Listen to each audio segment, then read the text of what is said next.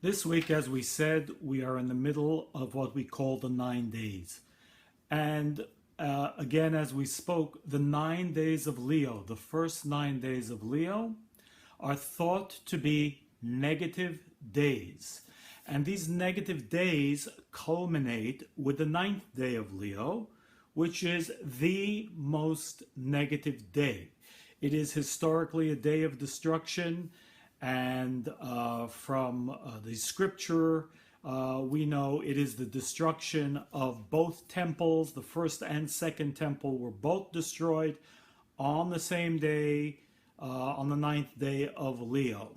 So it sort of makes us wonder, why would the Kabbalists say that this is actually a day which can bring about the most joy, peace, understanding, and the most good?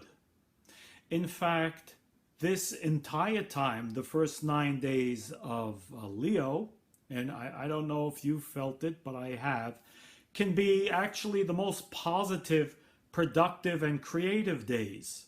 So we did speak in the New Moon of Leo lesson in the video that these days of Leo, especially the first 9 days, are days of creation or destruction. There is a duality. They both exist. So why would it be that the 9th day of Leo is considered half good and half bad? Or the other way around, actually. Half bad and half good. A day of destruction and a day of complete and total revelation of light. How is that possible? And it's important that we understand that first comes the negative, then comes the positive. Now, what the Kabbalists are trying to teach us here is actually the way life works. And in Kabbalah, in a deeper study that we call the 10 Luminous Emanations, there is a concept called the fourth phase. The fourth phase. Now, actually, all of our job in life is to be at the fourth phase. And if we don't get to the fourth phase, life will bring us to the fourth phase, because the fourth phase is when things happen. Now, let's try to understand what the meaning of the fourth phase is. Of course, there's another 3 phases which precede that. The first phase, the second phase, and the third phase. And of course, we could speak a long time about this. This is, possibly an 80-year discussion. So I will attempt to explain this more difficult concept in a simple way that we can understand it right now, and that in the hopes it will make our life better, and that we will be able to learn and also use these days to assist us with more of our creative power, and to remove any type of negativity if we are experiencing that within these days, or at any time for that matter, because this is the secret and this is key. So let's understand the process. This thing which we call 4 phases exists in every process in life. In fact, it begins before we actually have a conscious desire of anything. There is a level of non-conscious. In other words, where a state where everything is perfect. And, a good example would be, and I'll give you a couple of examples, a good example would be the classic movie structure, the structure of a movie. The first scene is generally, and I say generally because some of them cheat today, but the first scene is that of a peaceful setting or a complete setting where you don't know what's happening yet. There's no conscious understanding yet of what's going on. And even with the action movies today, sometimes the first frame is right into the action, but you still don't know what's going on. So it's in its perfect state where there's no conscious awareness of what's happening. And that's called the first phase. That first phase, according to Kabbalah, that first phase, and we have them on this, let me get it right here. This chart here, that first phase has within it no limitation. No limitation in the first phase. So that means all things are possible. We don't know what the story is, because the moment we get some information, that's already going to limit us. So all is possible, no limitation, and it's complete in whatever it is. Okay? It could be, in that action movie, it could be complete in its chaos again. But we don't know. We don't have any conscious understanding what's happening yet. Now, the minute someone opens their mouth, the minute there's a change in the scene that gives us more insight, it also creates another level of limitation. So the second phase is the stage that we call, I keep holding this thing backwards, one limitation. Let's call it one limitation, which means there's an aspect of limitation that, or we have some information now, but again, information limits. Why? Because information narrows the picture down to wherever the direction of that information is going. So let's say I use the word everything. Now, everything means everything. It doesn't mean some things. It means everything. The moment I say car is not everything anymore. It's not an apple, not a house, not a person. It's a car. Now, even though I said car, and actually I could have said transportation, that would have been broader. Transportation is less of a limitation than car. So let's say transportation. One level of limitation. Now I could take it further. Two limitations. Now I say car. So now we know, yes, car is transportation. It's also part of everything, but it's further limitation. And now when I get to the stage of all limitation, I say, I don't know, a Toyota. Now I fine-tuned it. Toyota is part of everything, but everything is not a Toyota. A Toyota is part of everything. But once I've limited it, and again, this is a crude example. I've shut it down. Okay? There's no more complete potential anymore. But at the same time, by virtue of limiting, I can now also use it. Because I can't drive everything. Everything is great, but I can't do everything. I don't know everything. So everything is a direction to work towards, but in life, we are actually going this way. We're going from no limitation down to a state of limitation. And I hope I'm not getting too deep or a little complicated. And you'll ask questions or send me a message or an email if you don't understand. I'll do my best to explain it now in more practical terms. So from the point of that movie, now that movie, it seems different than the example that I just gave, but it's not. The first scene that opens when there's a state of everything, everything means there's no limitation in what I see. Not necessarily what's going on in the screen. So I see a nice scene, I don't know what's going on.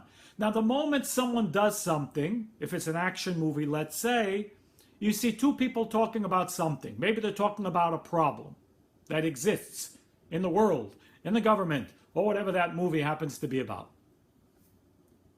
Now, that's a limitation. It gives us something to work with. That limitation gives us, the viewers, now something to focus more on, and now I'm interested, because, the truth of the matter is, we're not interested in everything. It sounds funny, but everything is boring. Unless we have something to focus on that we can work with, we'll be bored if we see too much everything. So what happens in that movie? Now they begin to talking. And then actually what's happening? you begin to see from that talking stage the problem stage. The problem which awakens a certain action. It awakens a certain action, which means now there's a problem, but there's no action yet. There's a problem that's going to necessitate, I don't know, the hero in the movie. That's usually the way it goes, right? The secret agent or whoever it is, 007, or whoever the hero who's going to save the world is going to be. That's the third stage. We become introduced to the work without it happening yet. We become introduced to the potential of action to follow. Now, what's the next stage? Eventually, our hero is going to be placed in a situation where, you know what? If he doesn't do it, that's it. Everything's going to explode. There's chaos, there's confusion, it's imminent danger, it's imminent destruction. And what's our hero going to do? Our hero, he's going to rise to the occasion and he's going to save the day. Yay! That's called the fourth phase. Now, the fourth phase actually is the place of, it's not saving the day, by the way. That's after the fourth phase. The fourth phase is a place of, let me get out of the way here, all the limitation. Okay, the third phase, when we're still building our story, and the ultimate, which means the thing that makes me ready for action. So our hero got to the place where it got so bad where he needs to go into action, because if he doesn't, everything's gone. Okay? And I hope we're following the idea. And you see this box, it's a complete box, or what we would call a complete vessel. Now, what's interesting and what we need to understand for life is we don't move, us in our life, we don't move to change until we come to what is called the fourth phase. The fourth phase means a complete limitation. When I've lost everything, in this area, that doesn't necessarily mean when I've lost everything. That's a bigger frame of fourth phase.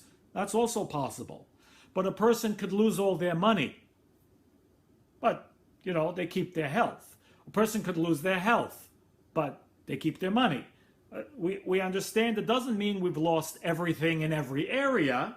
We have different compartments in life, but what we need to understand is the fourth phase means from the perspective of desire, of fulfillment, we've lost that thing. We've lost that thing. So let's say you were feeling perfectly fine, and then you begin, you know, again, that's the everything stage, first phase. Then you begin to become aware of, I feel something. Not a big limitation, it's a little limitation. I feel something in my tooth.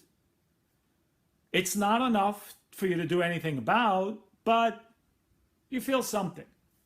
Then it begins to bother you. Begins to bother you. Maybe you begin to gargle with salt water. Maybe you begin to think about it. It becomes an active part of your consciousness. Now you're aware. You have real awareness that there's something going on. What is the fourth stage? Yep, you guessed it. You're ready to do an action. And what's the action you're probably ready to do? Go to the dentist. Get that thing checked out. Now, why were we not in the place of the fourth phase when there was everything? Well, we understand when there was everything, there was no need to do that. Obviously, because we were not aware of any lack happening. You see, the way our life is designed generally, by nature, mind you, by nature, to rise to the occasion, to change, to do, when we feel enough lack to do so. So we have a question now. Is feeling lack, is feeling pain, is feeling some chaotic process, is it a bad thing? Now, when we truly understand it, we will probably come to the understanding that the feeling of lack or difficulty, challenge, is not a bad thing at all. In fact, it's the opposite. It's an indication, actually, that the universe wants to give us something, and we are now required to get into gear, to rise to the occasion, to do something. Because the way the universe works, again, because we understand there is a concept called bread of shame, nothing is free from the soul perspective, meaning our soul is unable to receive any sort of fulfillment, real pleasure, beneficence that won't go away, that will grow. So we mean the real fulfillment without earning it. So that means we need to do something for everything that we receive, or not, it will be only of temporary benefit. It can't last. And there will generally also come a consequence with that good. I mean, I can steal and receive benefit, but the pleasure won't last. It will change. It will generally get less. I'll need more eventually to continue my habit. It's the same with every addiction. And there will also be consequences, physical, spiritual, emotional, whatever they may be. There will be a level of consequence. So free is never free. And we should understand that. So the fourth phase is super important to understand. And we'll talk more about that. And perhaps we'll have classes about that online, and maybe a live class about it. I'm working in that area.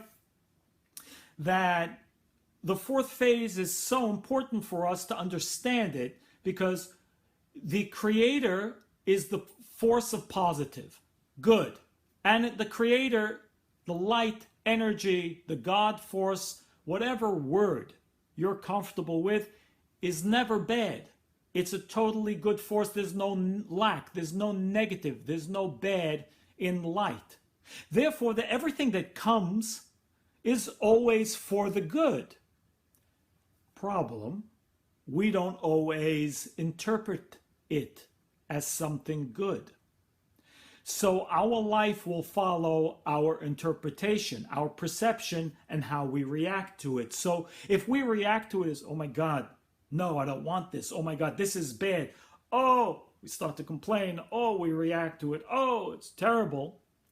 Well, unfortunately, the way the mechanism works is now that's something that we need to work out. We may have prolonged the beneficence, who knows, a month, a year. I don't want to say longer than that, not to freak us out. But it is possible to prolong our benefit maybe for years. So it's really important that we understand these concepts, that number one, nothing is in its reality bad from the personal perspective. Yes, there are bad things that happen in the universal perspective, this collective negativity. We're not discussing that right now. That's another type of discussion. But what we are talking about is for our ultimate good, we need to realize, number one, that every lack happens for us for our ultimate good, to push us forward. So there's a number of questions you might ask. One may ask then, well, does that mean that we're all destined to go through lack in our life? Now, there's two answers to that question. Do we always need to have chaos in our life? Two answers. First answer would be, well, if we live only according to nature and wait for things to happen the way 99% of the population does, then the answer is yes, we must undergo some levels of lack to push us into action, to become the hero of our own movies. No other reason. It's to get us to work, to rise, to earn, to change, to be able to do whatever's necessary. But there's another answer. The second answer is, no, we don't need to have chaos in our life, or lack, or that type of challenge. But that's difficult. Why?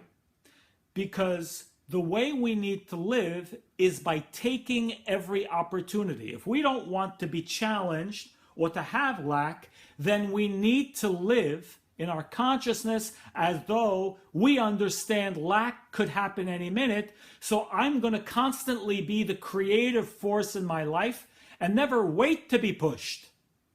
I'm going to constantly push myself. That's a lot of work. Of course, our life will be filled with energy constantly, filled with light, filled with miracles, and we won't need to go through those difficult challenges necessarily to wake us up. That's the other option, and that's certainly available to all of us. It's hard, but we should understand that that exists side by side. And that's the definition for those of you who are, as we all are, aspiring Kabbalists. That's the definition of tree of life. That's the real definition of tree of life. It's not something we're just meditating on. It's something we need to work towards. Tree of life means a parallel place where chaos doesn't exist.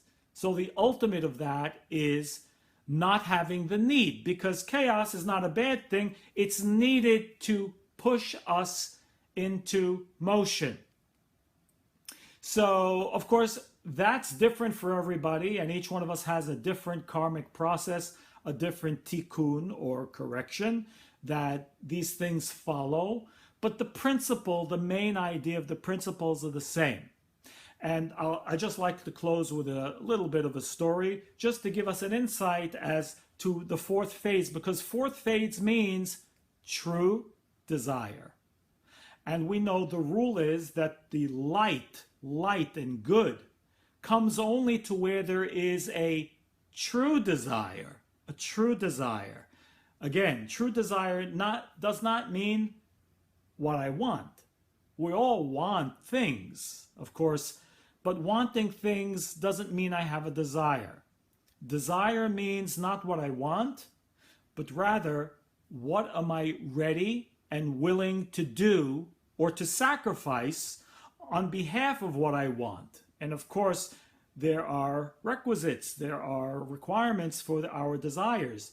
They can't be of a selfish, egotistical nature. They need to also include my environment, my family, or the real good of myself. You know, we can do things for ourselves for the moment, which are not necessarily good for us, or we do things for the bigger picture ourselves, for our soul, or for the real good of ourselves, which are good for us. So that's also considered sharing. That's just, you know, when we really do things that are truly good for us, that's good.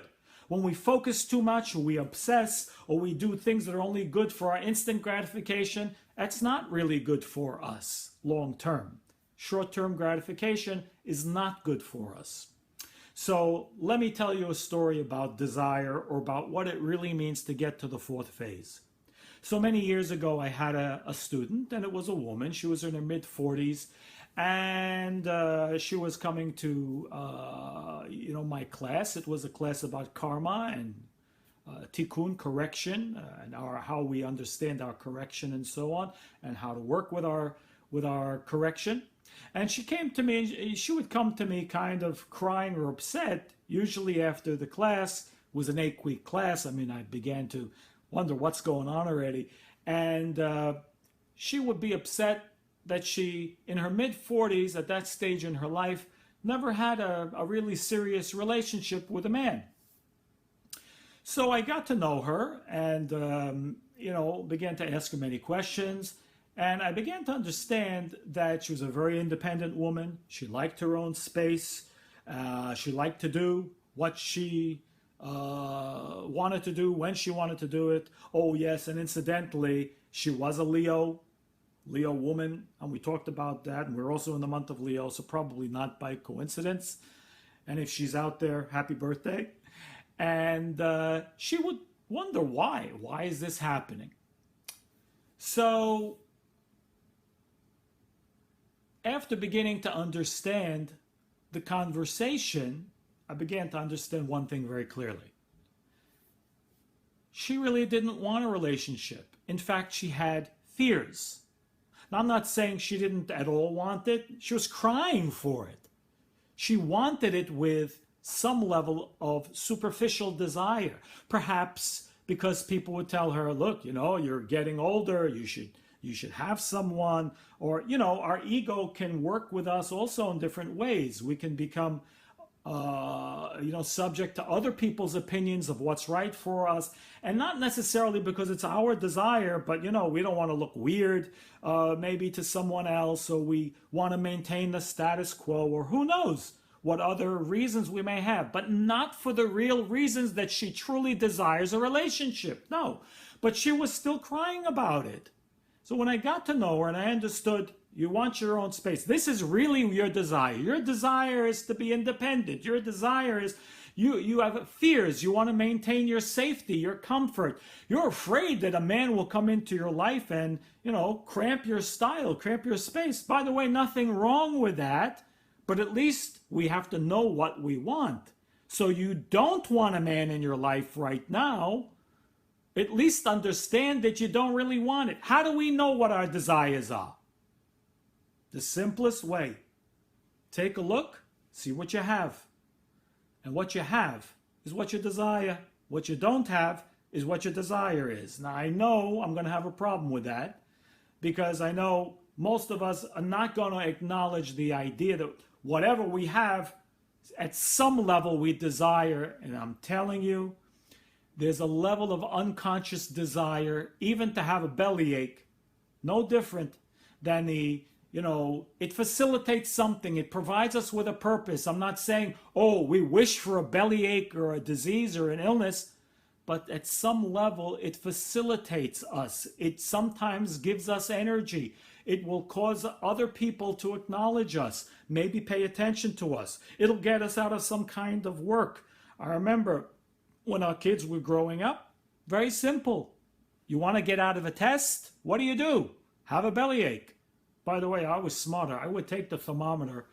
My bed was right near the heater, the radiator. I would put it on the radiator. And, I would look at the thermometer in those days, the mercury, be up to 142. And I look at that's a little bit high, and shake it down to about 101. This way I could still watch TV. Because when we have desire, we find a way to facilitate it. As we get older, we get more clever. Our ego becomes more evolved. So our desires, some of those desires become recessed into the back of our mind, into our subconscious. So that's a whole deeper discussion, okay?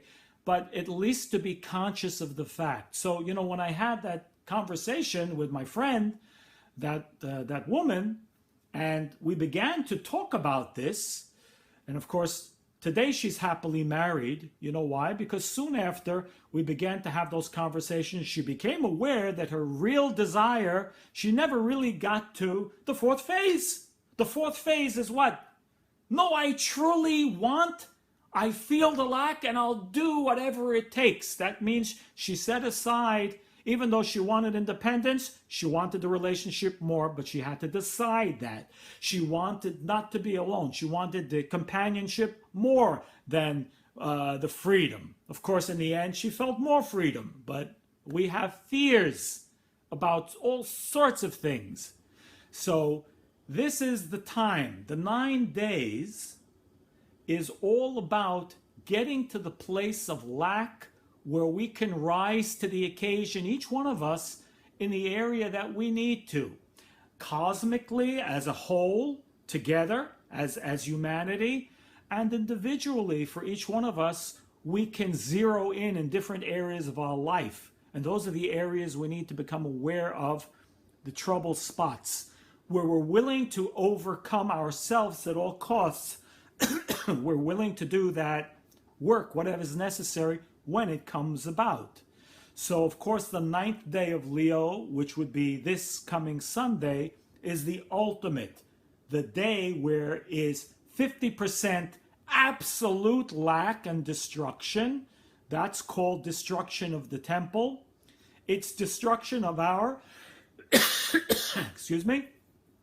destruction of our vessel, destruction of our apathy, destruction of not caring enough, destruction of our ego, but the awakening of the totality of our ability to rise above and take charge, desire to change ourselves, desire to change the world, desire to change our circumstance, desire to help others, desire to look around, desire wherever we are missing that beautiful desire in our life that is necessary for us to come to a place within our own life and within our humanity. So let's all wish for ourselves and for the rest of the world that we will all come to higher levels of understanding, and let's move to help each other as much as we can and respect each other in this regard, and to try as best as we can to share the love between us, and not what we lack and not our complaints, but rather the good and the understanding that there is no bad. There is only the call to action. Thanks very much.